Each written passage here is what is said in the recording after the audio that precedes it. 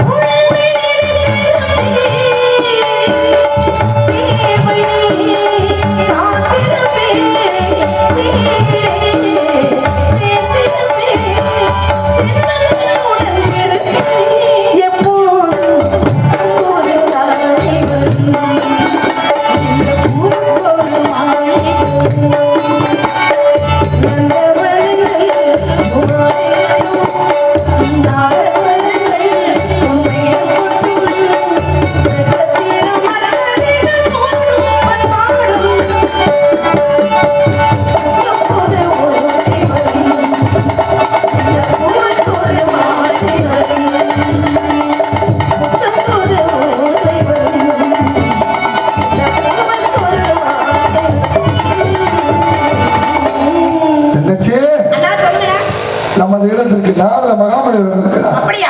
அவரை பாத்தீங்களா? ஆசீர்வாதம் வாங்குனீங்களா? இப்ப நானும் அவரை பார்க்க வேண்டும், அவரிடம் ஆசீர்வாதம் வாங்க வேண்டும். திருடம் மற்றும் நாரத சுவாமிகளை அடியாக வணங்குகிறேன். ஆனந்தம் கொண்டு மிக்க கொண்டு ஆதரவு பார்த்தோம்.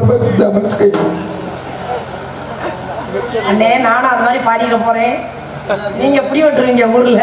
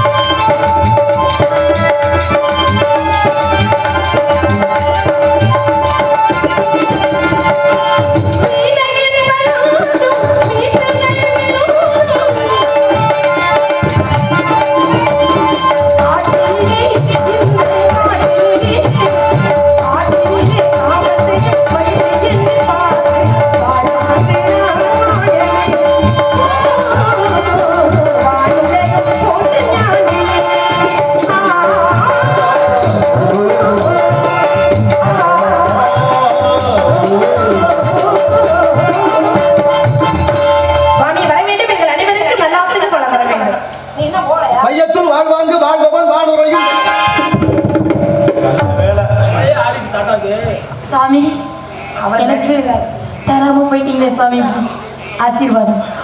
சொல்றீங்களா சாமி? சொல்றீங்களா சாமி?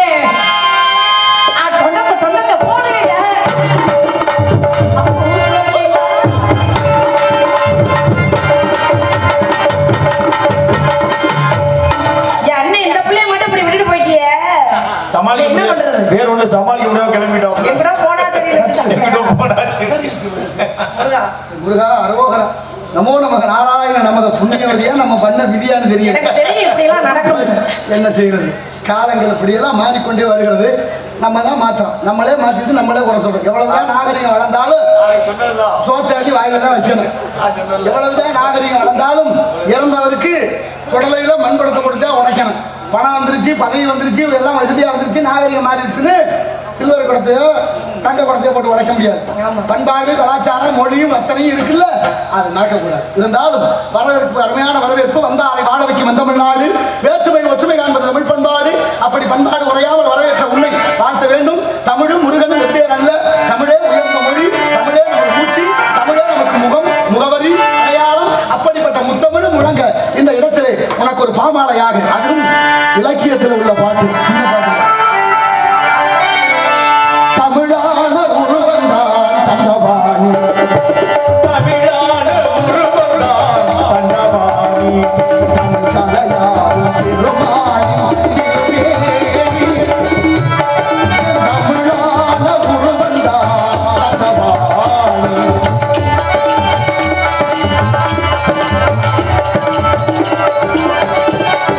தமிழான உயிரெழுத்தோ பன்னிரண்டு, அமிதான உயிரெழுத்தும் 12. அழகான கருவிலும் பன்னிரண்டு, செந்தமிழான உருவந்தான் தந்தவாணி.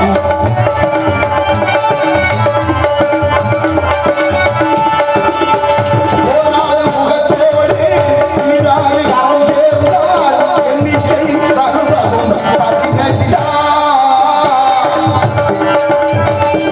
போராது முகத்தோடு நீராறு யாரும் சேர்ந்தால் எண்ணிக்கை தகுவதும் பதினெட்டாம்.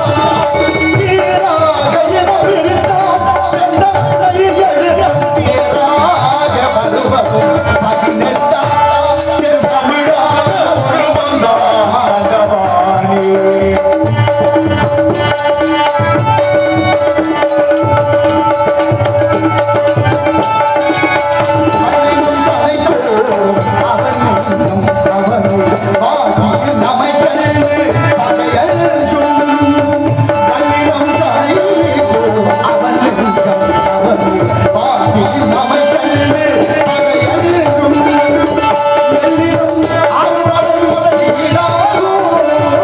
வெள்ளிடம் அறுபடை வீடாகும். தமிழான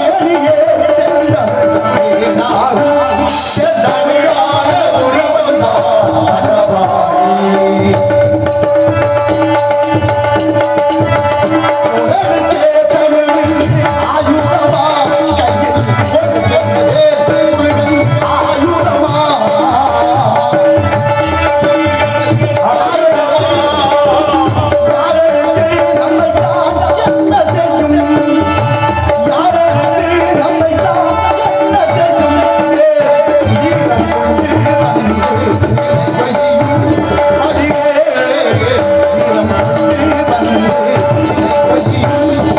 தமிழான உருவந்தான் தண்டவாணி.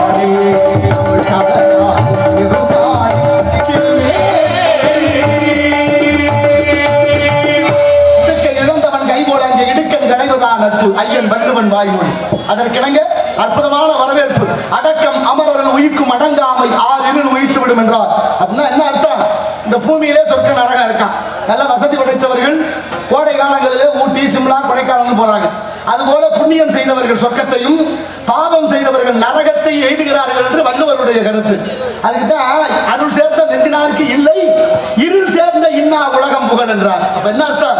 வாழ்வது வையத்தில் வாழ்வாங்கு வாழணுமா, மற்றவர்கள் கொடுத்து வாழணும். அந்த வகையில் முகநக நட்பது நட்பன்று நெஞ்சத்துள் அகநக நட்பது நட்பு என்றபடி நட்புக்கு இலக்கணம் வகுத்தார் போல் கண்ணன் குசேலரும் கொண்டது நட்பு, ராமன் குகனும் கொண்டது நட்பு, ராமன் ஆஞ்சநேய பெருமானும் கொண்டது நட்பு, தசரதனும் சடாயுர பறவையும் கொண்டது நட்பு, அதுபோல கோப்பெருஞ்சோழனும் பிசாந்தியாரும் கொண்டது நட்பு, அப்பையும் அதியமானும் கொண்டது நட்பு.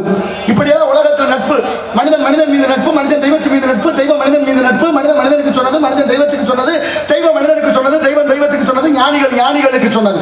ஒருவரை ஒருவர் சார்ந்த இந்த உலகத்திலே ஒழுகாத வீடு, கிழியாத ஆடை, ஆறாத சோறு, கனவில்லாத கரும்பு, காம்பில்லாத வெத்தலை, ஊறாத கிணறு, உறங்காத புளியமரம், தீராத வழக்கு, காயாத மகிழமரம், இவை அனைத்தும் இந்த பூமியிலே உண்டு. அதுபோல நிலையான வாழ்வை நீ பெற வேண்டும் என்றும் அவ்வையின் தமிழ் போல நல்ல வாழ்க்கையோடு வாழ்வதை விட்டுமல்லாமல் கரைப்பார் கரைத்தார் கல்லும் கரையும் எறும்பு ஊற பாறையும் தேயும் என்பார்கள். உன்னிடத்துல சில விவரங்களை கேட்கலாம் என்று எண்ணுகிறேன். கேட்கலாமா? நன்னாரை பார்ப்பது நன்று, நடைமிக்க நல்லா சொல் கேட்பது நன்று, அவரோடு இணங்கி இருப்பது நன்று, அவர் குணங்கள் உரைப்பது நன்று அப்படின்னாங்க. அது மட்டுமல்ல, இனிது இனிது ஏகாந்த மனிது அதனும் இனிது ஆதிய தொழுதல் அதனினும் இனிது அறிவினரை கனவிலும் நினைவிலும் காண்பது தானே என்று சொல்கிற பொழுது உங்களை பார்த்திருக்கேன் அப்படின்னா உண்மையிலேயே அதை நினைச்சு நான் ரொம்ப சந்தோஷப்படுறேன். ஏன் தெரியுமா? இந்த உலகத்திலே வாழக்கூடிய பெண்கள் நாமரை பார்ப்பது என்றாலே மிக மிக அரிது. ஆனால் இந்த உலகத்திலே வாழக்கூடிய வள்ளியாக என்னையவே தேடி வந்து எனக்கு ஒரு அழகான ஒரு ஆசீர்வாதம். இப்படிப்பட்ட இந்த ஆசீர்வாதம் கிடைக்கும் பொழுது எனக்கு ரொம்ப சந்தோஷமா இருக்கு. காரணம் என்ன அப்படின்னா, உலகத்துல எத்தனை விதமான பாடல்கள் உண்டு.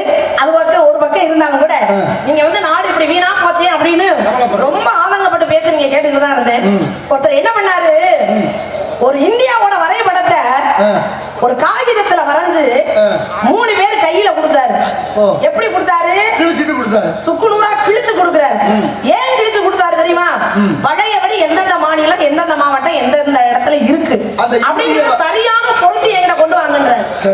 3 பேரும் அந்த காகிதத்தை அழிக்கிட்டு போய் உட்கார்ந்து என்ன பண்ணாங்க, அப்படியே முடிஞ்ச வரைக்கும் பொருத்தி பார்த்தாங்க. முடியல. முதல்ல ஒருத்தன் போய், ஐயா என்னால முடியல, மாநிலம் மாவட்டம் எல்லாம் மாறி மாறி வந்துகிட்டு இருக்கு, என்னால முடியல அப்படின்னு சொல்லிட்டு உண்மையை ஒத்துக்கிட்டேன். அடுத்த ஒருத்தன் என்ன பண்ண, என்னாலே முடியலையா அப்படின்னு கொண்டு காமிச்சிட்டேன். ஆனா 3ஆவது வந்தாவே நான் சரியா பொருத்திட்டேன்னு போனேன். இவங்களுக்கு ஒரே ஆச்சரியம், எப்படா நீ எங்களால முடியல, நீ மட்டும் எப்படா 3 பேரும் ஒன்னா தானே போனோம், உனக்கு மட்டும் எப்படி முடிஞ்சது அப்படின்னு கேட்கும்போது அப்பதான் அவன் சொன்னானா, காகிதத்துக்கு 2 பக்கம் இருக்கு. ஒரு பக்கம் இருந்தது இந்தியாவோட வரைபடம், இன்னொரு பக்கம் இருந்தது ஒரு மனிதனுடைய வரைபடம். நீங்க எல்லாம் நாட்டை மட்டும் பாத்தீங்க, நான் என்ன பண்ண தெரியுமா? நாட்டை பார்க்கல, பின்னாடி இருந்த ஒரு மனிதனை சரி செய்தேன், நாடு தன்னால சரியா வந்துருச்சுடா. என்ன சொல்ல வர்றாரு? நல்ல விஷயம், நல்ல விஷயத்தை விதைக்கணும். அப்ப என்ன, நம்ம நாட்டை பத்தி பேசி பேசி பிரயோஜனம் இல்ல.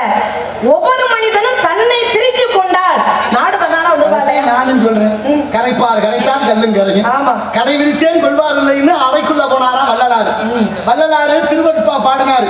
வாடிய பயிரை கண்ட போதெல்லாம் வாடினேன் இறைவா என்று வள்ளலாறு பிறந்த பூமி. ஒரு நாள் திண்ணையில படுத்திருந்திருக்காரு, காதுல 2 வயிறை கடுக்க இருந்திருக்கு வள்ளலாறு காதுல.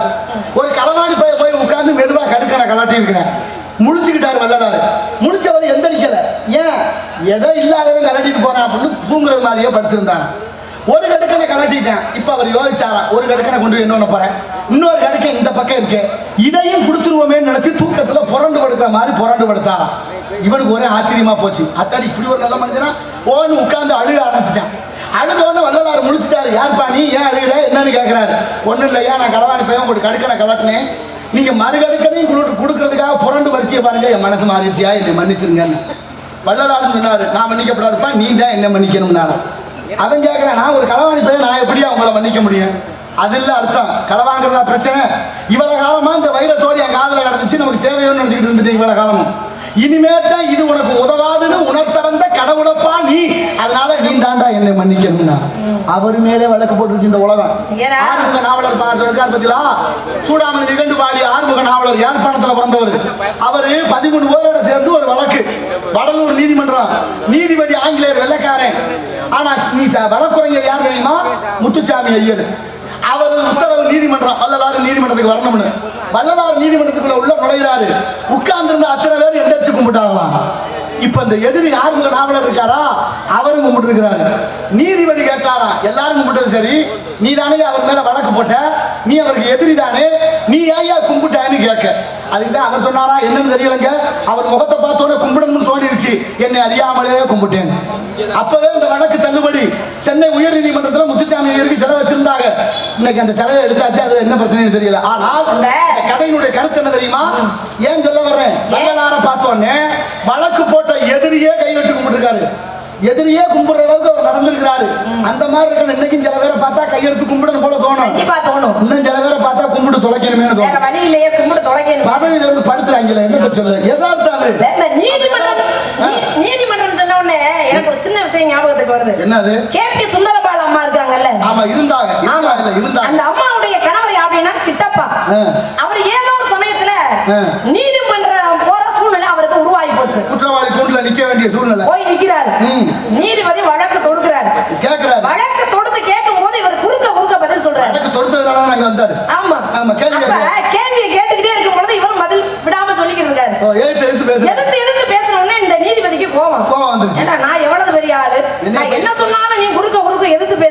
கேக்குறீங்க? குறுக்கு விசாரணை பண்ண வேண்டியது என்னுடைய கடமை. அத நான் பண்றேன், நீ என்னைய பண்ணிக்கிட்டு இருக்கிய? என்னடா அதுக்கு பதில் சொல்ல வேண்டிய கடமையும் அவருக்கு இருக்குதானே அப்படின்னு சொல்லும் போது அப்பதான் கேட்டாரா, நீ என்ன வேலை பாக்குற அப்படின்னாராம். நீதிபதி கேக்குறாரு. நீதிபதி கிட்டப்பா ஐயாவை பார்த்து கேக்குறாரு, சரி. நீ என்ன வேலை பாக்குற அப்படின்னு. அப்பதான் அவர் சொன்னாரா, இல்லங்கய்யா நான் வந்து ஒரு மேடை நாடக கலைஞன் அப்படின்னு ரொம்ப மரியாதையா சொல்லியிருக்காரு. அப்பதான் அவர் சொல்லியிருக்காரு நீதிபதி ஐயா, ஏன்டா ஒரு கூத்தாடி பயலா நீ? யார கேக்குறீங்க? அவரை கிட்டப்பா ஐயாவை அவர் கேட்டிருக்காரு நீதிபதி ஐயா. சரி. ஏன்டா ஒரு கூத்தாடி பையன் உனக்கு இவ்வளவு துணிச்சலா என்னை எதிர்த்து எதிர்த்து பேசுறிய அப்படின்னு, கேவலம் ஒரு கூத்தாடி பையன் தானே நீ அப்படின்னு பேசின உடனே, சட்டம் அப்படின்னு பேசின உடனே அப்பதான் இவர் சொன்னாரா, கிட்டப்பா ஐயா, ஐயா நான் ஏதோ ஒரு நாடக கலைஞன் தான், ஆனா எங்க அப்பா பார்த்த கேவலமான வேலையை ஒண்ணு நான் பார்க்கல அப்படின்னா, இந்த வேலை எனக்கு பெருமை தான் பெருமைதான் அப்படின்றாரு.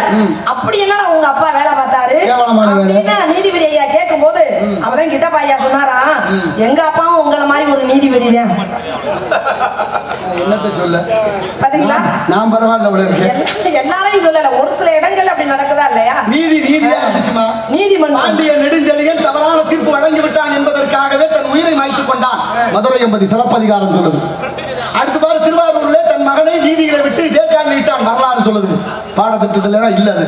ஆனா என்ன அர்த்தம்? 5 அறிவு படைத்த பசு கன்று பசுமாட்டோட கன்று கூடிய தன் பிள்ளை கொன்று விட்டால் எல்லா உயிரும் ஒண்ணுதானே, எத்தனையும் வேதமுறை எவ்வுயிரும் தம்முயிர் போல் நடமிடும் என்ற ஞான சம்பந்த பெருமா. தமிழ் அவ்வளவு உயர்ந்த மொழி. தமிழ் இந்த உலகத்தை வாழ வைக்கும் மொழி.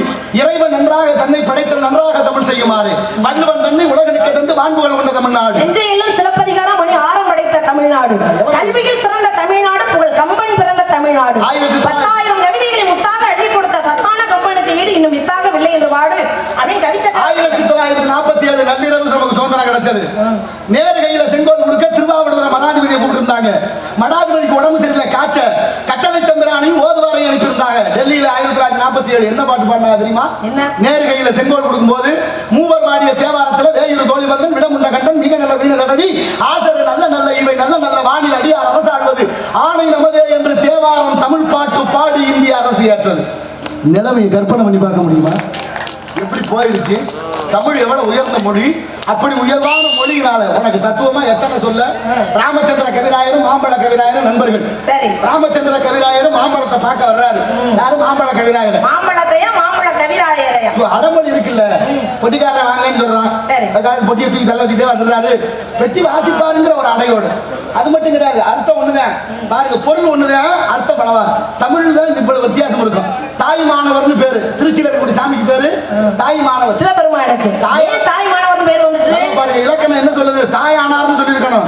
தாயானார்னு சொல்லல, தாயும் ஆனார். அப்ப ஏற்கனவே தந்தையா இருந்ததுனால இப்ப தாயும் ஆனார். இறந்த காலம் தழுவிய எச்ச உண்மைன்னு பேரு. பாடத்திட்டம் பள்ளிக்கூடத்துல எப்படி எல்லாம் வைக்கணும், இதெல்லாம் பிள்ளைகளுக்கு நம்ம சொல்லிக் கொடுக்கணும். தேவாரம் திருவாசகத்துக்கு அது இருக்கட்டும். இப்ப எதுல வச்சேன்? மாம்பழ கவிராயர் வந்தாரு. மாம்பழ கவிராயரை பார்க்க ராமச்சந்திரன் வர்றாரு. ராமச்சந்திரன் வந்தா அவருக்கு கொஞ்சம் கண்ணு தெரியா தெரியல. யார் பான்னு கேட்கிறாரு. யாருன்னு கேட்டா இவர் யதார்த்தமா ராமச்சந்திரன் சொல்லி இருந்தாருன்னா பிரச்சனை இல்ல. இவர் சொல்லும் போது ஒரு எழுத்தை கொஞ்சம் அழுத்தி சொல்றார். ராமச்சந்திரன் வந்திருக்கேன்னு ஈனாவை கொஞ்சம் அழுத்திட்டார். இலக்கணம் என்ன சொல்லுது? பேசும்போது யதார்த்தமா பேசலாம் ராமச்சந்திரன், ஆனா எழுதும் போது ஈனா சேர்த்து எழுதணும். இரவு ராமச்சந்திரன் இந்திரன் அப்படின்னு எழுது. அப்ப சொல்லும் போது ராமச்சந்திரன் சொல்லியிருக்கலாம். இவர் சொல்லும் போது கொஞ்சம் அழுத்தத்தோடு ராமச்சந்திரன். இப்ப அவர் புரிஞ்சுக்கிட்டாரு. ஏப்பா ஈக்கு என்ன இங்க வேலைன்னு ஈனாவை சேர்த்து சொன்னாரா? அவர் கேட்கிறாரு, ஈக்கு என்னப்பா இங்க வேலைன்னு. இவரும் புரிஞ்சுக்கிட்டாரு. நம்ம கொஞ்சம் அவசரத்துல ஈனாவை கொஞ்சம் அழுத்திட்டோம். அந்த அழுத்தினதை புரிஞ்சுக்கிட்டு நமக்கு உதாரணமா கேட்கிறாரு. நம்ம என்ன பதில் சொன்னா அவர் சொன்னாரா? ஈக்கு என்ன வேலைன்னு கேட்ட உடனே மாம்பழம் இருந்தா ஈ இருக்கத்தானே செய்யும். மாம்பழம் இருந்தா ஈ இருக்கத்தானே செய்யும். மாம்பழ கவிராயர் நீ நான் ராமச்சந்திரன், அதனால ஈ இருக்கும்டானே. இதான் தமிழ். இந்த தமிழ் ஊரு நல்லுலகம். கடைமடை அப்படின்னு ஒரு ஊரு. ஆமா, கடைமடை அப்படிங்கிற ஒரு ஊரு பக்கம் ஒரு பெரிய ஒரு மடம் ஒண்ணு இருக்கு.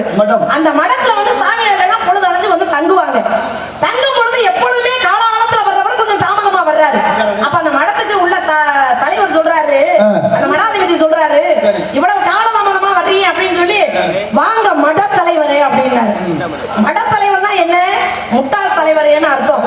இவர் 2 பொருள் கூட சொல்றாரு, வாங்க மட தலைவரே அப்படின்னு. இவர் பார்த்தாரு, நம்மள முட்டாள்னு வெளியில சொல்லாம சொல்லிவிட்டாரே இவர் அப்படின்ட்டு, ஆமா கடைமடையரே அப்படின்னு இவர் சொன்னார். கடைமடையர்னா என்ன? மடத்து தலைவர், இவர் கடமடைக்கு சொந்தக்காரரு. ஆமா, பேரும் சேர்ந்து ஏகனமா பேசுகிறது புலவர்களுக்கே உள்ள விளையாட்டு. ஆமா, ஏன்னா இவர் மடத்தை முட்டாள் தலைவரேன்னாரு, அவர் கடஞ்செடுத்த முட்டாளே வாங்கன்னு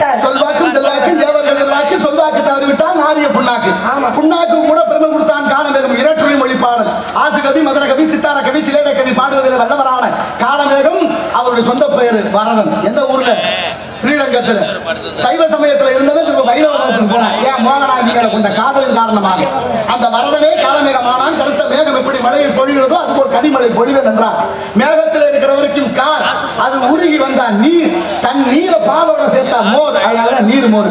எவ்வளவுதான் பாலை தண்ணியை கண்டாலும் வியாபாரியை காட்டியே கொடுக்காது. ஆமா ஆமா, அதனாலதான் ஒரு மனுஷனை பார்த்து வியாபாரியை காட்டி கொடுக்காம இருக்காங்க. பாலுடைய தன்மை என்ன? அதாவது ஒருத்தரை பால் வடியும் முகம் அப்படின்னு சொல்றோம். பாலை எவ்வளவு ஏன் பால் வடியும் முகம் சொல்றேன்? குணத்துக்காக. பால்ல எவ்வளவு தண்ணி ஊத்தினாலும் ஏன் கூட கலந்து இருக்கிறது தண்ணின்னு அது வெளியில தண்ணியை காமிச்சு கொடுக்காது. இன்னொரு அர்த்தம் இருக்கு. ஆனா பால் வியாபாரியை காட்டி கொடுத்துரும். அப்படி கிடையாது. பால்ல எவ்வளவு தண்ணி கலந்தாலும் வெள்ளையாத்தான் தெரியும். ஆமா, அதனாலதான் நீர் மோர்னு பேர் வந்துருது. நீ சின்ன பாரு, சில பேரை பார்த்து அதுலயும் ஒரு அளவு தானே. சில பேரை பால் போன்றவர்னு சொல்றான். ஏன் சொல்றான்? நிறத்தினாலேயோ இனிப்பினாலே சுவைனாலேயோ இல்ல, நிறத்தினால சொல்ல போனா கல்லு வெள்ளையா இருக்கும், சுண்ணாம்பு வெள்ளையா இருக்கும், அதனால ஒத்து போகாது.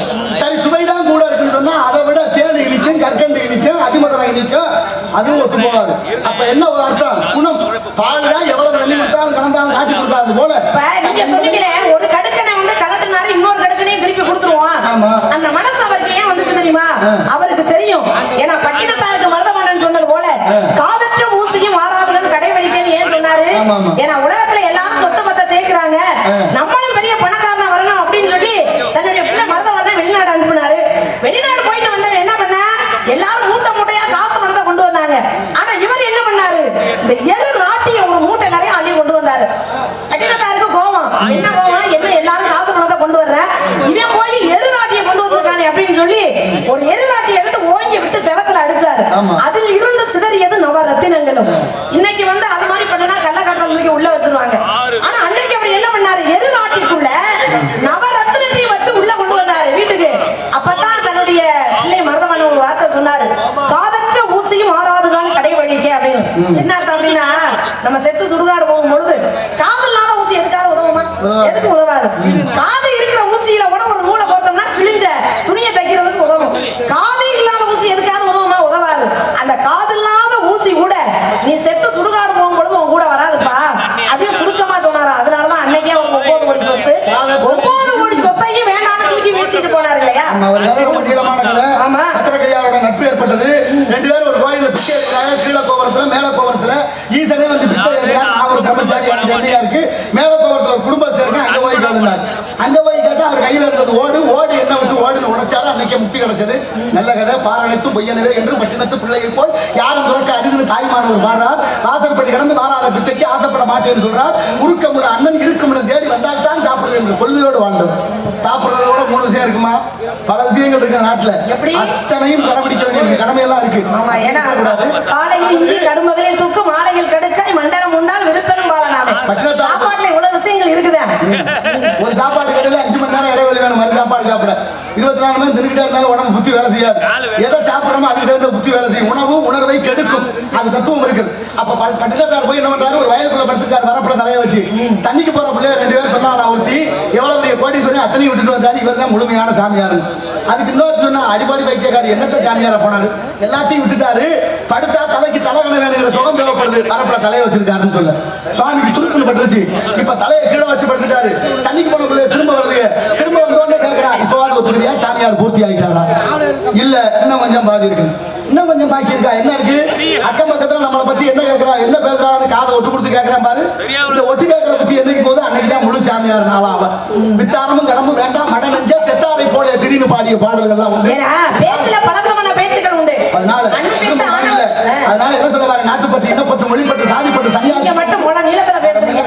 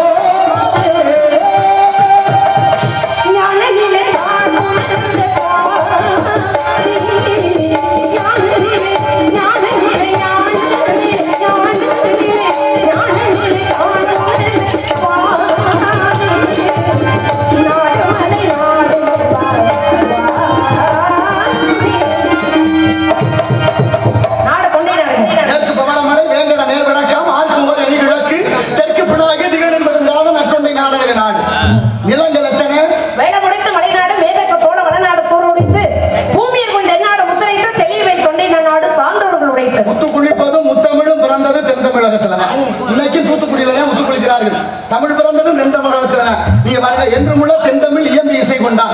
5 கண்டத்துல இப்படி ஒரு நிகழ்வை பார்க்கவே முடியாது, இப்படி ஒரு கதையை கேட்க முடியாது. அப்படிப்பட்ட உயர்ந்த இடம், தத்துவமான இடம் வேண்டுமலை சாரல். இங்க என்ன செய்து குறிஞ்சி, முல்லை, மருதம், நெய்தல் 4 வகையான இடம் தானே. ஆமா, 4 இருக்கா 5 இருக்கா? 5 தான் நம்ம பாடத்துல படிக்கப்பட்டது. ஆனா இப்ப இருக்கிறது 4 தான். படிச்சதெல்லாம் நடக்குதா இல்லையே. 5வது சொன்னது பாலை. எதுக்காக சொல்லி வச்சாங்க? திரிந்த நிலம்னு சொன்னாங்க. திரிஞ்சு போன பாலையே பயன்படுத்த மாட்டோம், திரிந்த நிலத்தை பயன்படுத்தணுமா? வேண்டாம். குறிஞ்சி, முல்லை, முறவையில் திறந்து நிலம் அடுக்குற்ற போது பாலை வடிவம் கொள்ளுனார் யாரு? இளங்கோவடிகள். சிலப்பதிகாரம் எழுதிய சமண துறவி. அதெல்லாம் போட்டு இங்க கேட்க முடியாது. பெண்களுக்குரிய பருவங்கள் 7. அடங்கிருக்கும் பருவம்.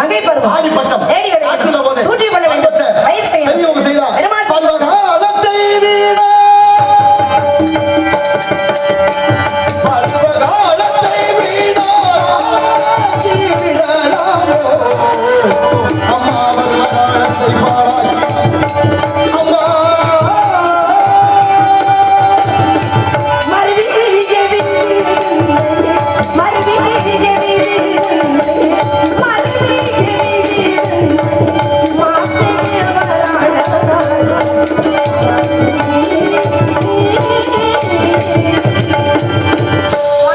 அழகான கருத்துக்களை சொன்னீங்க. அதோட இந்த இடத்த விட போயிருங்க. எது எது எப்ப எப்ப நடக்க வேண்டுமோ அதாவது அப்ப அப்ப உங்களை கேட்காம என்ன கேட்காம தன்னால தானாக நடக்கும். அதை பத்தி நீங்க ஏன் பருவத்தை ஏன் கவலைப்படுறீங்க? நீ சட்டமெல்லாம் போடாத, வந்தது போதும் சொன்னதெல்லாம் சரி, போயிருக்கேன்னா எப்படி அது? ஏன் பருவத்தை பத்தி நீங்க ஏன் கவலைப்படுறீங்க? நான் கவலைப்படணும். வேற நீங்க நான் தான் கவலைப்படணும். எனக்கு யாருமே இல்லையா? ஏமா பெத்தவங்க இருக்காங்க உனக்கு? இருக்காங்களே. யார் பெத்தது? வளர்த்தவங்க இருக்காங்க. அப்ப பெத்தவங்க இல்ல. நான் என்ன கேக்குறேன்? பெத்தவங்க வளர்த்தாலும் பிள்ளைதான். எல்லாம் சரி. ஏன்னா உலகத்திலே புராணத்தை பொறுத்த வரைக்குமே பெற்றவங்களை தவிர வளர்ப்பு பிள்ளைக்கு தான் வலிமை அதிகம். சொல்றத புரிஞ்சுக்கம்மா. உனக்கு பெத்தவங்க இல்ல, அதனால தப்புன்னு நான் உனக்கு சொல்லல. வளர்த்திருக்காக உன்னை தப்பா வளர்த்திருக்காங்கன்னு சொல்லல. அப்புறம் ஏன் நீங்க வர்றீங்க? அப்ப அதான் பெத்தப்பாவும் உன்னை பத்தி கவலைப்படல, வளர்த்தப்பனும் உன்னை பத்தி கவலைப்படல. இந்த சித்தப்பை உன் மேல கவலைப்பட்டு நீ கொஞ்சம் நல்லா இருக்கணுமே அப்படிங்கிற நல்ல எண்ணத்தோட என்ன நீங்க மட்டும் எனக்கு சித்தப்பேன் சித்துக்களை கற்றவன்னு அர்த்தம். ஓக அப்படி ஒண்ணு இருக்கு. ஒரே பெரிய பேச்சாளர் பக்கத்து ஊருக்கு போனாரு. ஒரே ஒரு விஷயத்தை சொல்றேன். சொல்லு. பெரிய கடுமையான பேச்சுக்காரரு. போய்கிட்டு இருக்கும் பொழுது நடு காடு. எப்படியும் தீட்டின மட்டையில பதம் பார்க்கலாம்னு நினைக்கிறேன் நீ. சரி இல்லங்க, கொஞ்சம் அழுத்தி ஒரு விஷயத்தை நான் சொல்றேன். சொல்லு. நீங்க எப்படி வேணாலும் திட்டிட்டு போங்க. ஏன் சொல்லவே வேண்டாமா? நான் எதுக்கு சொல்றேன்? பொதுவா நான் சொல்றேன். அது எப்படி சரியா பொருத்தமா இருந்தா தான் பேசணும். பொருத்தம் இல்லாத அருந்ததை பொருந்தாது. என்ன அருந்ததை பொருந்தாது, அர்த்தம் இல்லாததை செய்யாதேன்னு அர்த்தம் உள்ளதான் உங்கள்ட்ட காமிக்கிறேன். சரி சொல்லு எப்படின்னு. அப்ப கடுமையான பேச்சுக்காரர் இங்க இருந்து பக்கத்து ஊருக்கு போறாரு. பக்கத்து ஊருக்கு போகும் பொழுது என்ன பண்றாரு? நடந்து போகும்போது வழியில ஒரு சிங்கம் அவரை மறைச்சுக்கிறது. பீடி குடிக்காது வாடகை வரிசையா 5 பேர் 10 பேர் மொத்தம் அப்படி போய் குடிங்க. உங்க உடம்பு நீங்க தொண்டை கட்டிடும் எங்களுக்கு. ஆமா, அதை சுவாசிக்கும் போது. அப்ப இந்த சிங்கம் இவரை மறைச்சுக்கிருச்சு. மறைச்ச உடனே உன்னை விட மாட்டேன், நான் சாப்பிட போறேன் அப்படின்னு உட்கார்ந்துருச்சு. அப்ப இவர் சொன்னாரு, இல்லப்பா எனக்காக நிறைய செலவு பண்ணி லட்சக்கணக்கில் செலவு பண்ணி மேடையெல்லாம் ஏற்பாடு பண்ணி அங்க கிட்டத்தட்ட 5000 பேர்கிட்ட வந்து உட்கார்ந்துருக்காங்க. நான் போகலைன்னா எல்லாமே வீணா போயிடும், என்னை விட்டுரு அப்படின்னு இவர் கெஞ்சுறாரு. அப்பதான் இந்த சிங்கம் சொல்லுது, நீ பெரிய பேச்சாளன் தானே, என்னைய 1-2 வார்த்தைகள் புகழ்ந்து பேசிட்டு அதுக்கப்புறமா நீ போ அப்படின்னு. உடனே இவ்வளவு தானே உன்னை புகழ்ந்து பேசணும், அவ்வளவுதானே அப்படின்ட்டு சிங்கம் எதிர்த்தாப்புல உட்கார்ந்துருச்சு. இவர் பேச ஆரம்பிச்சாரு. பெரியவர்களே, தாய்மார்களே, சிங்கங்களே, கரடிகளே, புலிகளேன்னார்ல. இந்த சிங்கம் மயக்கம் போட்டு கீழே விழுந்துருச்சு. இவர் பேச்ச கேட்ட உடனே விழுந்துருச்சு. விழுந்த உடனே இவர் என்ன நினைச்சாரு? எடுத்துட்டாரு ஓட்டம். நல்ல வேலை, சிங்கம் மயக்கம் போட்டு விழுந்துருச்சு, நம்ம தப்பிச்சோம் அப்படின்னு இவர் எடுத்துட்டாரு ஓட்டம். அவர் ஓடின உடனே இந்த சிங்கம் எந்திரிச்சு என்ன நினைச்சிருக்கு? நல்ல வேலை மயக்கம் போட்ட மாதிரி நடிச்சோம், இல்லைன்னா இவன் நம்மளை பேசியே கொண்டு இருப்பான் அப்படின்னு. இப்ப இந்த கதை எதுக்கு? நாளையா பேசுறேன். உங்களுடைய பேச்சு கேட்டுக்கிட்டே இருக்கலாம். ஒரு சில பேருடைய பேச்சுக்கெல்லாம் இப்படி இருக்குன்னு சொல்ல வர்றேன். சட்டி சறுக்குனா சாட நமக்குன்னு இந்த பொம்பளைகளுக்குள்ள புத்தியே உனக்கு. ஒரு சில பேர் பேசக்கூடாது அப்படிலாம் தோணுதா இல்லையா? ஆமாப்பா, நீ கையை தட்டி கிளம்பி. நான் ஒரு கதை இருக்கு. ஒரு முதலாளி கிட்ட ஒரு நாயும் கழுதையும் வேலை பார்த்துருக்கு. அந்த இதில் நீங்க கேளுங்க. கழுதையும் நாயும் வேலை பார்க்கும் போது ஒரு நாள் முதலாளி இல்லாத போது கழுதை நாயும் தனியா உட்கார்ந்து பேசிக்கிட்டு இருக்கு. கழுதை ரொம்ப வருத்தப்பட்டிருக்கு. என்ன ஒண்ணே மெத்த வரைக்கும் கூட்டிட்டு போறேன், படுக்க வைக்கிறேன், என் முதுகுல பொதியை ஏற்றி கொள்றேன், அதனால இந்த முதலாளிகிட்ட என்னால இருக்க பிடிக்கல, நான் போகலாம்னு நினைக்கிறேன். நாய் சொல்லிட்டு அவளை சங்கடப்பட்டுக்கிட்டு இடத்துக்கு வேலை பார்க்கறேன், போக வேண்டியதான்னு நினைச்சான். நானும் போயிருவேன், இருந்தாலும் ஒரே ஒரு விஷயம் தான் போக விடாம தடுக்குது. என்னது? என்ன நடக்குது? அப்படி என்ன உன்னைய போக விடாம தடுக்குது? இந்த முதலாளிக்கு ஒரு பொம்பளை பிள்ளை வயசுக்கு வந்திருக்கா, அடிக்கடி சண்டை வருது. இந்த பையன் கோவப்படுறேன். முதலாளி கோவப்படுறவன் சும்மா அந்த பிள்ளைய திட்டுறானும் இல்ல, என் பேரை சொல்லியே திட்டுறேன். அப்படி என்ன திட்டுறேன்? என் பிள்ளை ஏதாவது ஏழோடமா பண்ணினா உன்னை நம்மளோட கழுதைக்கு தான் கட்டி வைப்பேன்னே சொல்றேன். ஒருவேளை நமக்கு கட்டினாலும் கட்டுவானோன்னு நினைச்சுக்கிட்டு நானும் இங்கே இருக்கிறேன்னு ஆசை யார விட்டுச்சு? கழுதைக்கு கழுது ஆசீர்வாதம் கதையா? ஆசை வந்ததை நீங்க சொல்றீங்க. போதும் தான், தப்புனியாவது நீ கதை சொல்றியா? இதே மாதிரி நான் கதை வச்சிருக்கேன். அதெல்லாம் இருக்கட்டும், அதெல்லாம் கிடையாது. பொழுது விட்டு போயிடும். பருவ காலத்தை நீ பாழாக்காம விதியை வெல்வதற்கு மதி என்ற அறிவோடு அறிவோடு வாழ்ந்தவர்களுடைய வரலாறு இன்னைக்கு ஒவ்வொரு இடமாக பொன்னேற்றால் குறிக்கப்பட்டிருக்கிறது. அந்த அறிவுதான் பகுத்தறிவு. ஓரறிவு, 2 அறிவு, 3 அறிவு, 4 அறிவு, 5 அறிவு. ஏன் பிரிச்சான் தெரியுமா? மரஞ்செடிகளுக்கு ஓரறிவு, புழு பூச்சிகளுக்கு ஈரறிவு, வண்டுக்கு நண்டுக்கு 3 அறிவு, பறவைகளுக்கு 4 அறிவு, விலங்குகளுக்கும் சில மனிதர்கள் பல பேருக்கு 5 அறிவு, மற்றவங்களுக்கு தான் 6 அறிவா. இப்ப எப்படி இதை பகுத்து ஆய்வது? ஓர் அறிவுன்னு மரத்துக்கு ஏன் வச்சான் அப்படின்னு சொல்லணும்ல. தொல்காப்பியம் சொல்லுது, மரத்துக்கு ஏன் ஓர் அறிவுன்னு வச்சான்? மரத்துக்கு உடம்பு உண்டு, மற்ற பாகங்கள் கிடையாது. தொட்டா உணரும், அதனால அதுக்கு ஓர் அறிவு. அடுத்து ஈரறிவு, புழு பூச்சிகளுக்கு அதுக்கு உடம்பும் உண்டு, வாயும் உண்டு, அதனால ஈரறிவு. அடுத்து வண்டுக்கு நண்டுக்கு 3 அறிவு, உடம்பு உண்டு, வாய் உண்டு, மூக்கு உண்டு, அதனால அதுக்கு 3 அறிவு. அடுத்து 4 அறிவு பறவைகளுக்கு உடம்பு உண்டு, வாய் உண்டு, மூக்கு உண்டு, கண்ணும் உண்டு, அதனால அதுக்கு 4 அறிவு. விலங்குகளுக்கு 5 அறிவு, உடம்பு உண்டு, வாய் உண்டு, மூக்கு உண்டு, கண்ணு உண்டு, 2வது 4வது 5வதாக காதும் உண்டு. இதுக்கு மேல 6வதா வச்சது ஏன்? இதைத்தான் செய்யணும், இதைத்தான் பேசணும், இங்கதான் பேசணும், இதை பேசக்கூடாது, இதை சாப்பிடக்கூடாது, இதை சாப்பிடலாம் அப்படின்னு பகுத்து ஆய்வு செய்வதற்கு பார்த்தா 6வது அறிவா வச்சான். எத்தனை பேர் பயன்படுத்துறோம்? வான்குருவியின் கூட வல்லதற்கு தொல்கரையான் தேன் சிலம்பி யாவருக்கும் செய்யறியார் யாம் வள்ளுவமே என்று வலிமை சொல்ல வேண்டாமா? எல்லோருக்கும் ஒவ்வொன்றும் எளிது. இப்ப பறவைகளுக்கு 4 அறிவுனா குருவி இருக்கே, அது அழகான ஒரு கூடு கட்டும். அது மாதிரி ஒரு கொத்தனார் கட்ட முடியுமா? கட்ட முடியாது. கரையா இருக்கே, அழகான ஒரு புற்றை கட்டும். அது மாதிரி ஒரு மனிதன் கட்ட முடியுமா? முடியாது. செலந்தி பூச்சி இருக்கே, சும்மா அப்படி கீழே மேலே தான் போக வர இருக்கும். உடனே தனக்குன்னு ஒரு இருப்பிடத்தை ஒரு வலையை தயார் பண்ணும். அது போல ஒரு மனிதன் பண்ண முடியுமா? அப்ப இறைவன் படைப்பில் எல்லோருக்கும் ஒவ்வொன்றும் எளிது.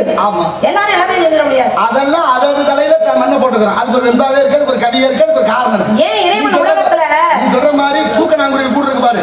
கூடு கட்டும் போது ஆண்குருவி தான் கூடு கட்டும், பெண்குருவி கூடு கட்டாது. ஆண்குருவி கூட்ட கட்டிட்டு பெண்குருவி கூட்டி அந்த காய்ச்சி நல்லா இருக்குமான்னு பாக்க. நல்லா இல்லைன்னு சொல்லிட்டா வேற கூடு கட்டமா. அப்படி ஒரு தனித்தன்மை. வீட்டு வாசல்ல கோலம் போடுற அரிசி மாவுல ஏன் எறும்பு சாப்பிடணும்னு?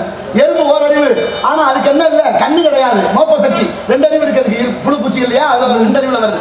ஆனால் அது பாருங்க, அதே எறும்புக்கு கோலம் போட்ட காலம் போய் வீட்டுக்கு வரக்கூடாதுன்னு எறும்புக்கு கோடு போடுறோம். ஆனால் நீங்க இதை சொல்றீங்க. அப்பனா 4 மணிக்கு எழுந்திருச்சாங்க. 4 மணிக்கு எழுந்திருச்சு என்ன பண்ணாங்க? இந்த வயித்தை நிறைக்கிறதுக்காகவே பாடுபட்டாங்க. 4 மணிக்கு எழுந்திருச்சு வயித்தை நிறைக்கிறதுக்காக பாடுபட்ட காலம் போய் இன்னைக்கு 4 மணிக்கெல்லாம் எழுந்திருச்சு வயித்தை குறைக்கிறதுக்காகவே பாடுபடுறாங்க. நடந்து ஆனா அப்படின்னு வயிறு குறைகிற பாடு. தூக்கணாங்குருவி கூடு இருக்கு, அது மாதிரி யாரும் கட்ட முடியாது. அந்த கூட்டுக்குள்ள குஞ்சு படுக்க வைக்கிறதுக்காக பஞ்சு கொண்டு வைக்கும். விளக்கு ஏத்தல் வேணும், விளக்கு ஏதாவது களிமண்ணை கொண்டு வந்து மின்மணி பூச்சி ஒட்ட வைக்கும். இந்த வெப்ப காலம் வந்துட்டா சுடுமே, குளிர்காலம் வந்தா குளிருமே அப்படின்னு சொல்லி காந்தக்கல், சந்திரகாந்த கல்லுன்னு ஒரு கல் இருக்கு. அந்த கூட்டை பார்த்தவங்களுக்கு தெரியும், அது கிடக்கும். அதே திட்டத்துல தான் கங்கை கொண்ட சோழபுரத்தில் லிங்கத்துக்கு மேல ஒரு வட்ட வடிவ கல், மந்திர கல். அந்த கல்லுல இருந்து நிமிடத்துக்கு ஒரு சொட்டு தண்ணி லிங்கத்துக்கு மேல. ஏன் லிங்கம் சூடேறி விடக்கூடாது என்பது அறிவியலே இல்லாத காலத்துல தொழில்நுட்பத்தோட வாழ்ந்தான் தமிழன் என்பதற்கு பல சான்றுகள் நிறைய விஷயங்கள் உண்டு. உனக்கு வந்த விஷயம் என்ன? உனக்கு ஒரு மாப்பிள்ளை பார்த்தேன். எனக்கா மாப்பிள்ளை பார்த்திருக்கிறது சந்தோஷமான விஷயம் தான். ஆனா உன்னையும் உனக்கு கேட்க வருத்தப்படக்கூடாது. என்ன மாப்பிள்ளை என்ன வேலை பார்க்கறாரு? தனியார் வேலையா, அரசாங்க வேலையா? சொந்த வீடா, வாடகை வீடா? சம்பளம் எவ்வளவு வாங்குறாரு? அவரு கூட பிறந்தது எத்தனை? ஏன்னா ஒவ்வொரு பெண்ணும் இது மாதிரி மாப்பிள்ளை என்ன வேலை பார்க்கறாரு, அவர் எப்படி குணாதிசயங்கள் அப்படின்னு தெரிஞ்சுக்கிட்டு கல்யாணம் பண்ணினா அந்த குடும்பம் நல்லா தான் இருக்கு. இப்பதான் காதல் கண்ணை மறைச்சிருது. இல்லம்மா, நீ காதல் வந்துட்டாவே எல்லாமே கண்ணுக்கு தெரிய மாட்டேங்குது. நான் சொல்றது நீ நினைக்கிற மாதிரி எல்லாரும் வேலை பார்க்கறாங்க தான் கட்டணும்னா இங்க ஆம்பளை பூரா வேலை பார்க்கல. என்ன வேலை பார்க்கறாருன்னு ஒரு வீட்டுக்கு 3 பொறியாளர் இருக்கேன். அத்தனை பேரும் படிச்சுட்டு இருக்குது பிள்ளைங்க. என்ன வேலை தெரிஞ்சுக்கிறது தப்பா? என்ன வேலை தெரிஞ்சுக்கிறது தப்பா? வேலை பார்க்கற ஆளத்தான் கட்டணும் நான் சொல்லலையே. என்ன வேலை பார்க்கறாரு? நான் என்ன சொல்றேன், உனக்கு உயர்ந்த குடும்பத்துல மாப்பிள்ளை பார்த்திருக்கேன். சாதாரண ஆள் இல்ல. மாப்பிள்ளையோட பேரை சொல்றேன் கேளு. சொல்லுங்க பாப்போம். கீரவாணி.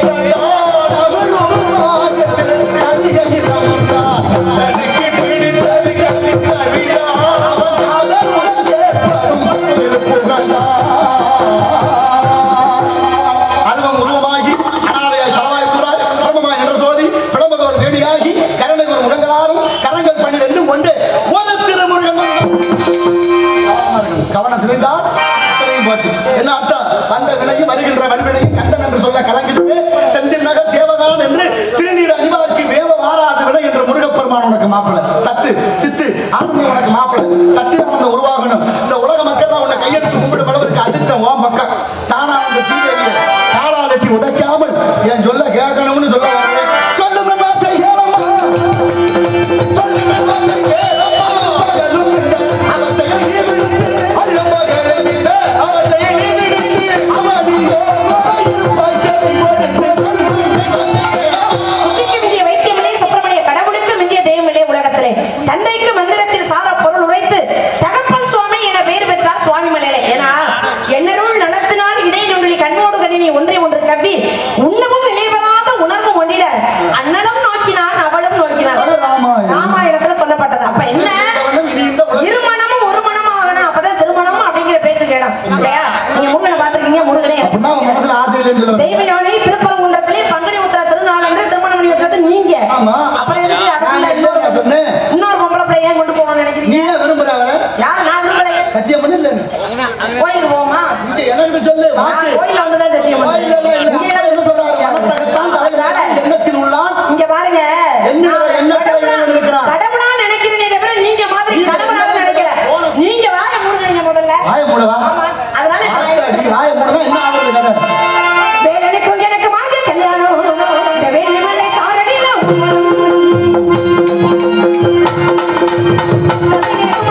கொண்டாட்டம்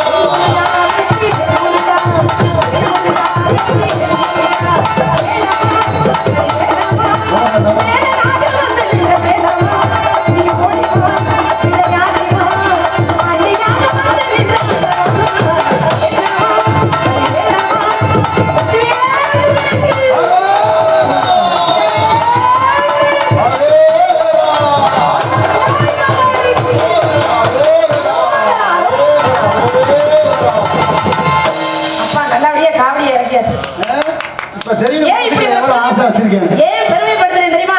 அவரை தெய்வமா நினைக்கிறதுனால நினைக்கல. ஆமா, அப்படின்னா நான் வேற பாட்டு பாடி இருப்பேன். உங்ககிட்ட சொல்லக்கூடாது. அதெல்லாம் இதுல தெரிஞ்சு வச்ச குட்டி கோடு பதுமை கோத்திரத்தில் முறையா குட்டி குட்டி கோடு பதுமை கோத்திரத்தில் முறையா ஓட்டமே சொல்லாமல் குட்டி நாட்களே கை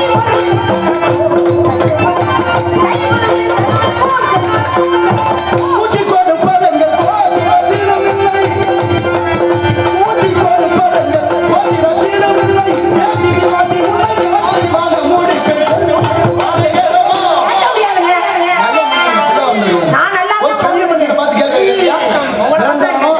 பிறந்தவனோ பெத்தவனோ ஒரு பெண்ணை 4 பேர் அறிய ஒரு கையில பிடிச்சு கொடுக்கணும். அது உலக இயற்கை.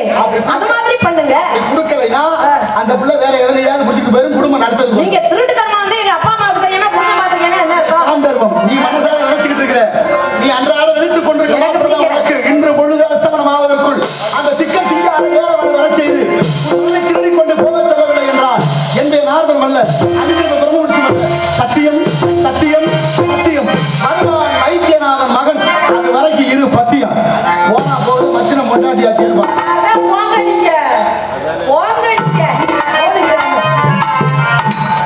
அப்பா போயிட்டாரா? என்னமா பார்த்தது பிரச்சனை வேணாம். இப்ப என்ன பண்ண போற?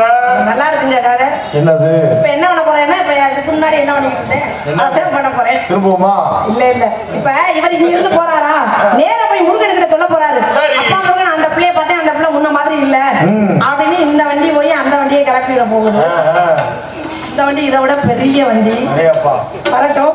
ஏன்னா முருகனை பார்க்கணும் அப்படின்னா அறுபடை வீட்டுக்கு நம்மளே போகணும். ஆனா முருகனே நம்மளை தேடி வரும்பொழுது அந்த வாய்ப்பை நழுவ விடக்கூடாது. வருவாரு, உங்களுக்கு என்னெல்லாம் வேணுமோ அதை மனசார கேளுங்க, அள்ளி அள்ளி கொடுப்பாரு. அப்படி அவர் கொடுக்கலைன்னா என்னைய கேளுங்க. நீ அள்ளி கொடுக்க